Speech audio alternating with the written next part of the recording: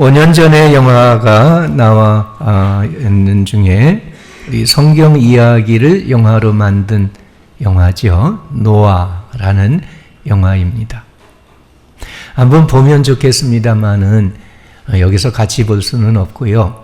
대신 예고편만 같이 보고 말씀을 전하도록 하겠습니다.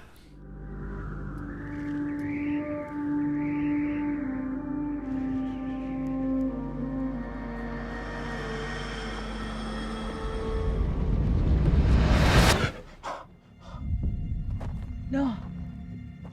What did he say? He's going to destroy the world.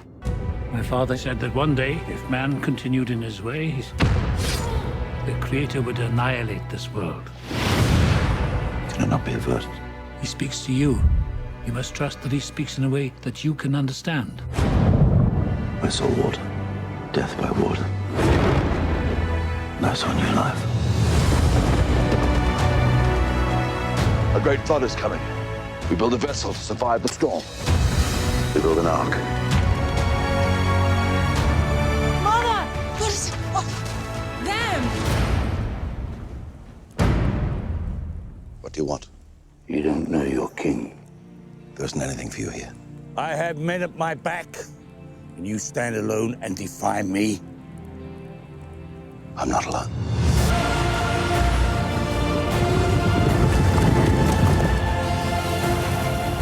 It begins.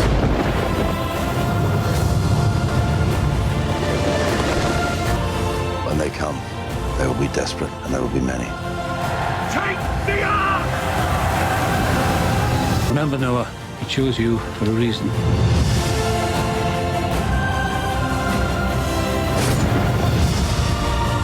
That's the end of everything.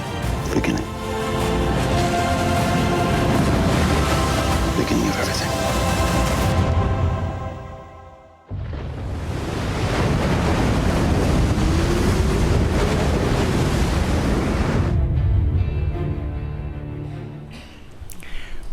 얼른 지나가니까 뭐가 뭔지 잘 모르시죠? 노아 홍수를 가지고 영화로 만든 이야기입니다. 아담 이후에 1000년 이상의 세월이 흘렀습니다. 아담의 10대 자손 노아 시대가 시작이 되었지요. 그때 땅 위에 사람들이 번성했고 사람들의 딸이 태어나고 하나님의 아들들이 사람들의 딸의 아름다움을 보고 자기들이 좋아하는 모든 여자들을 아내로 삼았습니다. 그래서 그들 사이에서 네피림, 이 거인이 태어났죠. 하나님은 그들에게 영으로 함께 계시지를 않았습니다.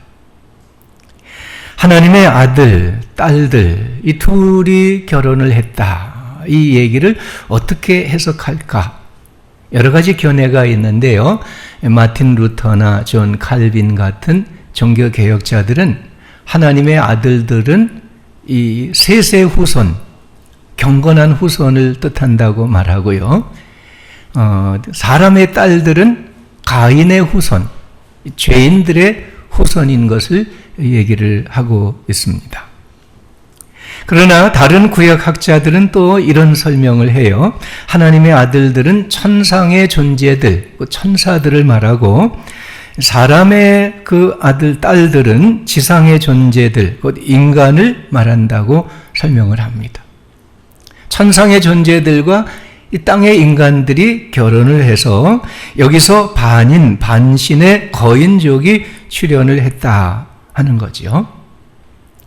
이 일은 신의 영역과 인간의 영역 사이의 구분이 파괴되어서 인간이 넘지 말아야 할 그 한계를 넘어서는 이런 현실을 뜻한다 하는 거예요. 이것은 아담이 선악과를 먹음으로 하나님처럼 되려고 한 일이라든가 바벨론 탑을 쌓아서 그 바벨 탑을 쌓아서 하늘 꼭대기에 하나님의 이래까지 다다르려고 했던 그 일과 같은 뜻이다. 인간이 신과의 이 연합을 통해서 신의 경지에 이르려고 했던 이런 죄악의 일, 그걸로 말미암아 거인족이 태어났다 얘기하고 있는 거죠. 이렇게 그 세상에 죄악이 가득하게 되었습니다. 사람들의 마음에는 그 생각이나 계획이 항상 악한 것뿐이었습니다. 하나님께서 이 모든 모습을 보시고요, 하나님이 세상을 창조하신 것, 사람을 지으신 것을 한탄하셨어요. 마음이 아파하셨습니다. 그래서 그들을 심판하기를 결심을 하시죠. 하나님이 창조하신 사람을 이 땅에서 쓸어버리고 사람만 아니라 모든 가축도 짐승도 새들까지도 이 땅의 모든 생명을 다 멸하시기로 작정을 하시는 거죠. 그 하나님의 심판 작정은 두 가지로 나타나게 되는데, 하나는 인간의 수명을 120세로 제한하시는 거예요. 그리고 또 하나는 이 땅에 큰 홍수를 일으켜서 그 홍수로 다 쓸어버려 모든 생명이 멸하게 되는 것이죠. 지난 6월 말에 한동대학교 설립자이고 20년 동안 총장으로 섬겼던 김영길 박사님이 돌아가셨어요. 그분은 미국의 나사에서 일을 하다가 한국에 와서 한동대학교를 설립을 하고 20년 동안 총장으로 학교를 잘 발전시킨 그런 분입니다. 우리 교회도 오래전에 오셔서 간증 말씀을 해주신 일이 있습니다. 그분의 또 한 가지 공적이 있는데, 그건 뭐냐 하면 창조과학회라는 이 설립을 해서 여러 과학자들과 함께 이 창조론에 대해서, 그리고 성경에 나온 여러 가지 일에 대해서 과학적인 증거를 가지고 설명하는 이런 일을 많이 했습니다. 창조과학회의 논리에 따르면 인간의 수명이 120세 이하가 된 것이 노아 홍수 이후에 된 일이라고 설명을 해요. 그 이전까지 창세기 5장에 보면 960세, 950세, 920세 이렇게 오래 살았는데 노아 홍수 후에 120세로 제한이 됐다는 거죠. 그 원인을 과학적으로 설명하는데, 이 노아 홍수 때에 이 궁창, 이 하늘의 물층이 다 깨어져 가지고 물이 쏟아져 내렸기 때문에 이 지구와 또 우주에 그 빛이 그냥 쏟아져 들어오기 때문에, 요즘도 이 오존층 이런 문제를 얘기하잖아요. 지구 환경이 바뀌어 가지고 인간의 수명이 그렇게 짧게 변하게 되었다, 이런 설명을 해주고 있습니다. 그러면서 노아 홍수도 실제로 그 중동 지역의 전 지역을 뒤엎는 이런 홍수의 사건이었다, 과학적인 증거를 가지고 설명을 해주고 있습니다. 오늘 이 말씀 본문은 인간의 수명이 짧고 고통스러운 것도, 세상에 홍수가 덮쳐서 멸망을 당한 것도 다 인간의 죄악 때문이다. 죄악이 가득해서 하나님이 보시고 한탄하시고 마음 아파하시면서 심판하실 수밖에 없었고, 그것을 통해서 다시 새로운 역사를 하나님이 시작하신다, 이것을 말씀해주고 있는 거예요. 여러분, 그렇다면 하나님께서 오늘 이 시대의 사람들을 보시면 어떻게 보실까요? 오늘 이 시대는 노아의 시대보다 나을까요? 예수님 당시에 마태복음 24장 함께 읽은 말씀을 보면, 노아 시대의 사람들이 홍수가 덮치기 직전까지 그저 먹고 마시고 장가들고 시집가고 이 마지막 종말을 깨닫지 못한 채 죄악에 묻혀 살았는데, 바로 예수님 당시에 사람들도 인자가 오시는 그 마지막 날을 깨닫지 못하고 그렇게 죄악 가운데 살고 있다 하는 것을 말씀해주고 있어요. 지금도 마찬가지가 아닐까요? 노아 시대보다 더하면 더했지 낫다고 얘기할 수가 있을까요? 세상에 죄악이 가득합니다. 사람들의 마음의 모든 생각이나 계획이 악한 것이 너무 많습니다. 거룩한 것과 속된 것이 섞여 있습니다. 그래서 거기로부터 태어나는 모든 것들은 악마적인 것들이 생겨납니다. 현대 역사만 보아도 이 악마적 거인들 많이 태어났어요.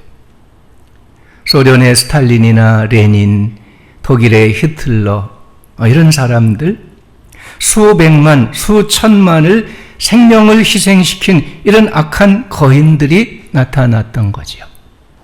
오늘 이 시대에도 이 세계 역사에 내놓으라 하는 거인들, 그들은 과연 어떤 사람들일까? 묻지 않을 수가 없어요. 그리고 지금도 사람들마다 아름다움을 좋아해서 이 아름다운 여인들, 자기 마음에 드는 여인들을 아내로 삼고 이런 일들을 하죠. 모두 다 아름다움을 추구합니다. 얼짱, 몸짱 이걸 찾고요. 성형외과 의사 찾고요.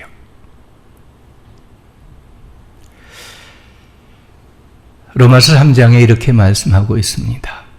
의인은 없나니 하나도 없으니 깨닫는 자도 없고 하나님을 찾는 자도 없고 다 치우쳐 무익하게 되고 선을 행하는 자는 하나도 없나니 하나도 없도다.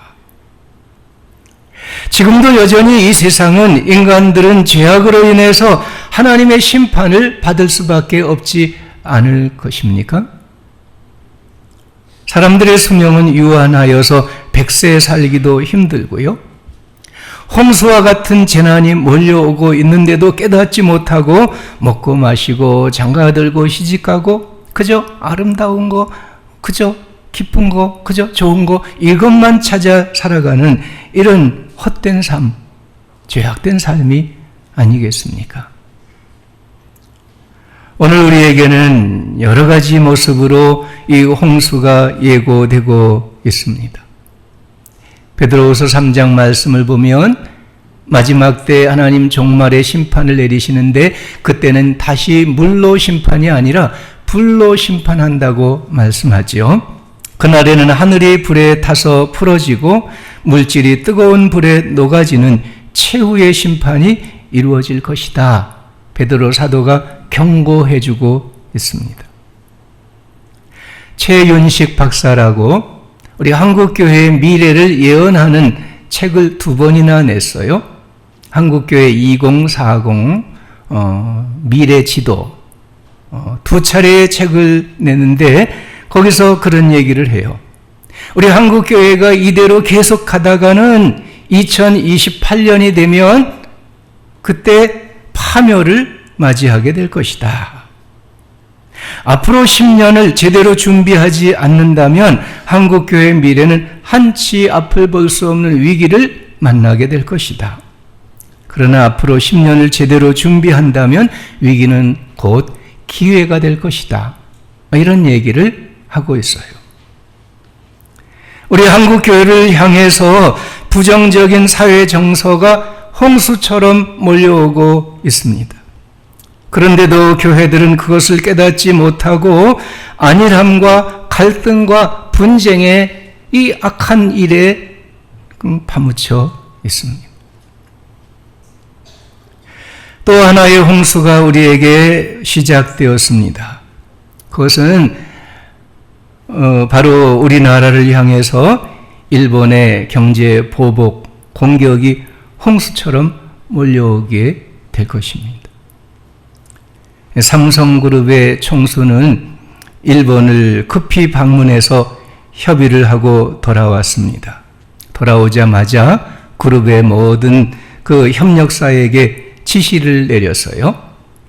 일본으로부터 수입하는 소재 비품을 90일치 이상을 재고를 확보하도록 하라 하는 지시를 내린 것입니다. 그러나 정부 지도자들은 다가오는 경제적 대홍수를 깨닫지 못하고 반일 감정과 자만심에 빠져 있습니다. 공병호 박사는 그런 얘기를 해요. 우리 이 문제에 있어서 정치나 외교만 대비할 것이 아니고 이제 각자가 개인도 자기 가게를 대비해야 되고 기업도 대비해야 되고 자영업자도 이 일본으로부터 몰려오는 이 경제 홍수를 대비해야 된다. 그렇게 권고해주고 있습니다. 오늘 시대의 사람들은요, 교회도요, 정부도요, 노아 시대의 사람들처럼 다가오는 홍수의 경고를 깨닫지 못하고 죄악으로 부패한 삶에 안일함에 헛된 자만에 빠져있지 아니합니까? 그러나 노아에는 하나님의 은혜를 입었습니다. 8절 말씀에요. 그러나 노아는 여호와께 은혜를 입었더라. 다 죄악에 파묻혀서 다가오는 홍수를 깨닫지 못하고 그 직전까지 이렇게 빠져 살아가는 그 속에서도 그러나 노아는 하나님께 은혜를 입은 사람이 되었습니다.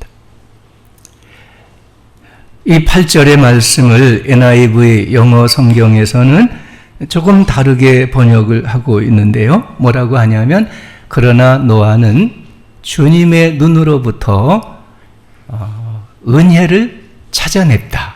그렇게 얘기를 합니다. 노아는 주님의 눈으로부터 은혜를 찾아냈다. 곧 노아는 가만히 앉아 있는데 하나님께서 그냥 은혜를 쏟아부어 주셨다. 그런 얘기가 아니고 노아가 하나님을 바라보면서 그 눈을 찾고 그 은혜를 사모하고 그렇게 힘써 나아갈 때 하나님께서 그에게 은혜를 입혀주셨다. 이런 말씀을 하고 있는 거예요. 노아가 입은 하나님의 은혜는 어떤 은혜일까요? 이어지는 9절의 말씀을 보면 노아는 당대의 의인이요 완전한 자요 그는 하나님과 동행하였으며 그렇게 말씀하고 있어요. 이어지는 10절 이하 그때에 온 땅은 하나님 앞에 부패하여 포악함이 땅에 가득한지라 하나님이 보신즉 땅이 부패하였으니 이는 땅에서 모든 혈육 있는 자의 행위가 부패하였음이라. 노아는 모든 땅의 사람들이 부패한 그 시대에 살았지만은 그러나 그 속에서 의롭게 행하고요. 완전한 믿음을 지키고요. 하나님과 동행하는 삶을 살았던 거예요. 그게 바로 노아에게 임한 은혜인 겁니다. 사람들은요, 살면서 주위 사람들에게 주위 환경에 영향을 받습니다.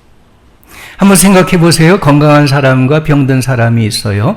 그러면 누가 누구에게 영향을 받을까요? 병든 사람이 건강한 사람에게서 건강을 전염받을 수 있을까요? 그렇지 못해요. 오히려 거꾸로예요. 건강한 사람도 병든 사람들 사이에 이렇게 지내다 보면 그 병을 전염을 받게 돼요. 그래서 병원에 노약자들, 어린아이들은 가지 않도록 하는 거죠. 전염을 당하니까. 이건 육신의 건강의 문제만이 아니에요. 영적으로도 같은 문제입니다. 영적으로 건강한 사람도 영적으로 병들고 죄악에 깊이 빠져 살아가는 이런 사람들과 함께 어울려 살다 보면 자기도 모르는 사이에 그 죄악에 물들게 되는 거예요. 거기 빠져 들어가게 되는 거예요. 그러나 우리는 그러지 않아야 됩니다. 노아와 같이 하나님을 바라보고 은혜를 사모하고 하나님의 은혜를 힘입어서 이 시대에 의롭게 살고 믿음을 완전하게 지키고 하나님과 동행하는 이런 삶을 살아가는 성도들이 되어야 하는 겁니다. 그게 은혜를 입는 거예요. 다 죄 가운데 살지만 멸망받을 백성이지만 그러나 나는 하나님을 믿고 하나님 바라보고 하나님의 은혜로 구원받은 백성으로 의와 경건함과 거룩함으로 살아가는 것. 이게 바로 우리에게 주시는 하나님의 은혜입니다. 우리는 하나님께 은혜를 입었다 하면은요, 우리가 원하는 걸 하나님께로부터 받아서 하나님이 다 이루어 주셔서 내 마음이 기쁘고 즐겁고 감사하다. 그걸 은혜 받았다. 흔히 그렇게 생각을 해요. 그러나 오늘 우리도 노아에게 입혀진 은혜와 같이 죄악과 부패가 가득한 이 세상을 살면서 의롭게 행하고 완전한 믿음을 지키고 하나님과 동행하며 사는 이런 은혜를 입는 성도들이 되어야 하겠습니다. 오늘 이 예배에 여러분 마음에 이 같은 하나님의 은혜가 입혀지기를 축원합니다. 요한복음 17장 말씀 보면 예수님께서 마지막 날 밤에 제자들을 위해서 기도해 주시는데요. 제자들을 위해서 이렇게 기도를 해 주세요. 내가 지금 아버지께로 가는데 그들을 세상에서 데려가시기를 원하는 것이 아니요 다만 악에 빠지지 않게 보존해 주시기를 위함이니이다. 아버지께서 나를 보내신 것 같이 나도 그들을 세상에 보내었고 그들도 진리로 거룩함을 얻게 하려 함이니이다. 우리도 예수 그리스도를 구주로 믿고 따르는 제자들이죠. 주님께서 우리에게 원하시는 것이 뭐예요? 우리가 이 세상으로부터 데려감을 받는 게 아니라 이 세상에 그대로 살아가지만은 그러나 이 세상의 죄악에 빠지지 않고 거룩함을 보존하기를 위해서 기도하셨어요. 아버지께서 주님 자기를 보내신 것처럼 우리를 세상에 보내신다고 이 세상에 살면서 진리로 거룩함을 지켜가기를 위해서 기도해 주셨습니다. 여러분, 우리가 그리스도 예수를 구주로 믿고 따르는 제자로서 바로 이 세상 가운데 죄악 가운데 여기 살지만 그러나 거룩함을 보존하고 의를 행하고 믿음을 완전하게 지키고 하나님과 동행하는 이런 주의 백성들로 살아가야 될 것입니다. 이 은혜를 우리가 힘입어야 되겠습니다. 노아에게 입혀진 두 번째 은혜가 있습니다. 14절 말씀이에요. 하나님께서 노아에게 명하시죠. 너는 방주를 만들라. 방주를 만드는 그 사명을 맡겨주셨습니다. 하나님께서 온 땅에 죄악과 폭력이 가득하여 그 땅을 멸하리라 말씀하시면서 노아에게는 너는 고페르 나무로 너를 위해서 방주를 만들라 말씀하시는 거예요. 홍수로 땅에 있는 모든 생명이 다 망할 때에 너는 방주를 만들고 너도 방주에 들어가고 네 아들과 아내와 며느리들도 함께 방주로 들어가고 그리고 혈육 있는 모든 생물들을 각기 암소 한 쌍씩 이끌어들여 생명을 보존하게 하라. 이 사명을 노아에게 맡겨주셨습니다. 그것이 바로 노아에게 주신 은혜인 거죠. 이 방주 많이 들어보셨죠? 방주, 상자, 궤 이런 뜻입니다. 이 히브리 말로 그것을 터베라고 말하는데요. 이거는요, 그 모세가 어린 아기로 나일강에 이렇게 던져질 때 갈대 상자를 만들어서 거기 담아서 나일강에 띄웠어요. 그 갈대 상자, 그게 바로 여기 방주라는 단어하고 같은 단어예요. 또 이스라엘 성막에 지성소가 있는데 지성소 안에 하나님의 궤, 이 법궤를 만들어 놓고 거기 하나님의 임재의 상징이 되는데요. 거기 속죄 제사를 드리는데 바로 그 하나님의 궤가 방주라는 단어하고 같은 뜻이에요.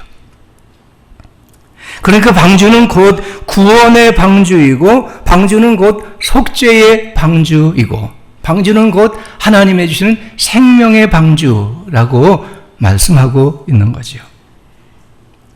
방주를 고페르나무로 만들려고 그래서 이 고페르나무는요, 우리나라의 잣나무 비슷한데 아주 오랫동안 썩지 않는 나무입니다.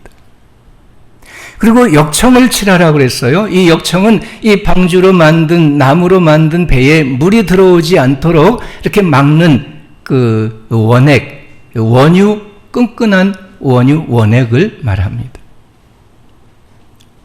이 의미를 우리가 생각할 수 있습니다. 그 나무는 어떤 나무를 의미할까? 영적으로 우리에게 구원과 생명이 되시는 그 나무, 바로 십자가에 주님께 달리신 십자가의 나무를 의미한다고 볼 수 있어요. 모든 물을 막아내는 끈끈한 액체, 그것은 바로 십자가에서 우리를 위해 못 박혀 흘리신 주님의 보혈을 의미한다고 이해할 수가 있습니다. 방주는 곧 그리스도 예수께서 십자가에 피 흘려 돌아가신 구원의 복음을 말합니다. 그리스도 예수의 구원의 복음이 곧 방주인 것입니다. 방주는 또 오늘 우리 시대의 하나님의 교회를 의미합니다. 예수 그리스도의 구원의 복음을 담고 사람들을 이끌어들여서 죄와 사망으로부터 구원받게 하는 이 하나님의 교회가 곧 방주인 것이죠. 그래서 여러 교회들이 이름을 방주교회라고 짓기도 하고요. 여러 교회들이 예배당을 건축할 때 방주 모양으로 건축을 하기도 하고 그렇습니다. 방주는 곧 세상의 죄악에서 그리스도 예수의 복음으로 사람들과 모든 생명을 구원하는 도구, 곧 하나님의 교회를 뜻하는 것입니다. 22절 말씀 보면은요, 노아는 그와 같이 하여 하나님이 자기에게 명하신 대로 다 준행하였더라 말씀했어요. 하나님 명하신 대로 노아는 다 준행했어요. 방주를 만들었어요. 가족들과 함께 모든 생물들과 함께 방주에 들어갔습니다. 그리고 말씀하신 대로 먹을 것을 다 준비했습니다. 노아가 500세 되던 해에 셈과 함과 야벳을 낳았고요. 그 세 아들을 낳은 후에 방주를 만들라는 하나님의 명령을 받았어요. 그리고 홍수가 생겼을 때 노아의 나이가 600세였습니다. 그러니까 500세부터 600세 사이에 그 아들을 낳고 아들들이 자란 후에 하나님으로부터 방주를 만들라는 명령을 받고 그것을 다 이루었는데 연도를 계산해 보면 정확하게는 알 수 없지만 적어도 수십 년에 걸쳐서 방주를 만든 거예요. 노아는 배를 만드는 기술이 있기도 아니고요. 배를 만들어 본 경험도 없는 사람이에요. 조선소 같은 시설이 있는 것도 아닙니다. 영화에서 보았듯이 사람들이 도와주지 않았어요. 오히려 와서 방해하고요, 박해하고요. 그런 어려움을 극복해야 됐어요. 오직 세 아들과 함께 오랜 세월, 수십 년에 걸쳐서 이 방주를 만들고 거기 양식을 비축하고 인내로 하나님의 명하신 그 사명에 충성하는 바로 노아의 모습입니다. 그래서 홍수가 세상에 덮치고 모든 사람과 생명이 멸망할 때 노아는 자기 자신을 구원했어요. 자기 가족을 구원했어요. 세상의 모든 생명들을 다 하나님 뜻대로 암수 한 쌍씩 불러들여 생명을 보존했어요. 히브리서 11장 7절 말씀입니다. 믿음으로 노아는 보이지 않는 일에 경고하심을 받아 경외함으로 방주를 준비하여 그 집을 구원하고 믿음을 따르는 의의 상속자가 되었느니라. 노아의 믿음, 방주를 만들고요. 그 방주에 들어가고 그러므로 구원받고 구원하는 바로 그와 같은 믿음. 이것이 바로 하나님의 노아에게 주신 은혜인 것이죠. 홍수는 끝이 아니고 멸망이 아니라 하나님의 새로운 시작이고 새 창조의 역사가 되는 것입니다. 여러분, 오늘 이 시대 우리가 하나님께 받은 사명, 각자가 다른 사명이 있겠습니다마는 우리 모두가 함께 받은 사명, 노아에게 주신 사명과 같이 이 시대에 너는 방주를 만들라 그렇게 말씀하시는 줄을 믿습니다. 우리도 보이지 않는 일에 경고하시는 말씀을 깨닫고 하나님을 경외하는 믿음을 가지고 하나님이 명하신 이 방주를 만드는 주님의 일꾼들이 되어야 하겠습니다. 우리가 비록 죄악이 가득하여 멸망할 세상에 살지만은 죄악을 버리고 하나님의 은혜를 사모하며 은혜를 힘입어야 되겠습니다. 의롭게 행하고 완전하게 살고 믿음을 가지고 하나님과 동행하는 주의 성도들로 살아가는 이 은혜를 입어야 되겠습니다. 그리고 하나님께 받은 사명, 방주를 만들라 하는 주님의 명령을 따라서 그리스도 예수의 구원의 복음을 믿고 전하며 하나님의 교회를 세워가는 우리 성도들이 되어야 하겠습니다. 교회를 세워가는 그 일에 인내함으로 충성하는 성도들이 되기를 바랍니다. 그리하여 나 자신을 구원하고 내 가족을 구원하고 모든 사람에게 복음을 전하고 이 땅의 모든 생명을 보존하는 이 귀한 사명을 감당하는 우리 성도들 될 수 있기를 바랍니다. 지난주일 오후 예배에 구역연합 예배로 드리면서 찬양대회를 가졌죠. 여러 구역들이 팀을 이루어서 정성껏 준비하고 하나님께 찬양을 드리고 기뻐했습니다. 찬양대회라서 시상을 했는데요. 제일 잘한 구역팀, 그 팀에서 부른 찬양이 뭐냐 하면 나는 구원열차 타고 하늘나라 가지요. 그 찬양이었어요. 주일학교에서 주로 부르는 찬양인데 그 찬양을 부르면서 거기에 맞춰서 스튜어디스 복장을 갖추고요. 율동을 하고요. 이렇게 참 잘했어요. 그 찬양을 부르는 동안에 이 예배당에 앉아있는 우리 모든 성도들은요, 우리가 구원열차 타고 하늘나라 가는구나 하는 그런 느낌을 가질 수 있었어요. 참 감사합니다. 근데 그 찬양의 2절이 무슨 찬양인지 아세요? 1절이 나는 구원열차 타고 하늘나라 가지요. 2절은 나는 구원 방주 타고 하늘나라 가지요. 그런 찬양이에요. 나는 구원 방주 올라타고서 하늘나라 가지요. 네. 험한 시험 물결 달려들어도 전혀 겁내지 않죠. 배싹 필요 없어요. 주님 선장 되시니 나는 염려 없어요. 나는 구원 방주 올라타고서 하늘나라 가지요. 아멘.